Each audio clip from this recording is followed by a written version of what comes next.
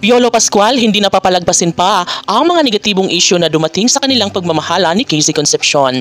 Yes, talaga nga namang bawal para kay Papa P ang lapastanganin ang kanilang pagmamahala na ni Christina. And syempre, ito lang naman ang pinaka-the best sana kay Papa P na sana'y tantanan na lamang ang kanilang relasyon ay talagang ikaliligaya na ito ni Piolo Pascual. Sana'y wag nang durugin pa, sana'y wag nang siraan pa ang kanilang pagmamahala ni Christina sapagkat alam nila ang tunay na kahalagahan sa kanilang pagmamahalan. Of course, hindi naman hahayaan ni Piolo Pascual na basta na lang na mawasak ang kanilang relasyon.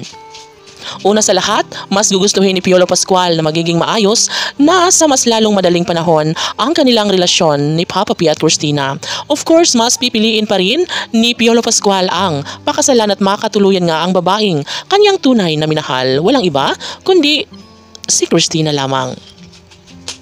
Aminado ang netizens na sadyang hindi sila papayag na walang mangyayaring maganda para sa kanilang relasyon. Mas pipiliin at mas ibibigay ang 100% pagtitiwala ni Piolo at Casey para mas magiging mapanatag ang kanilang pagmamahalan. Of course, ito ay isang magandang kahihinatnan kung talagang nais ni Papa P at Christina na ituloy ang kanilang nasimulan ay tsak na magiging matagumpay sila. Darating ang tamang pagkakataon na maipaubaya sa panahon ang kanilang kasal na talaga nga namang matagal ng pinangarap ni Piolo para kay Christina. Aba syempre, ikaliligaya ito ng kanilang milyon-milyon na mga tagahanga, lalo na kapag mabigyang katuparan na ang kaligayahan na nararapat para kay Papa P at Christina.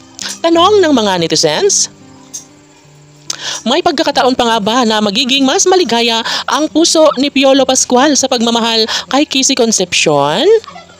Tutuhanin nga kaya ni Piolo Pascual ang lahat ng kanilang mga pangako sa isa't isa na bumuo ng sariling pamilya kasama ang babaeng pinakaminamahal ni Papa P na si Christina? Well, nasasagot na ito noon ng mga netizens na talagang naniniwala sila at mangyayari ang isang magandang pagkakataon na talaga nga namang mabigyang katuparan din ang kanilang pagkakatuluyan. Ang matuloy ang kalang pag-iisang dibdib ay kaligayahan na umano ito para sa puso ng kanilang mga tagahanga. Mas magiging maligaya umano sila lalo na kapag mas makatuluyan na ni Piolo itong si Christina.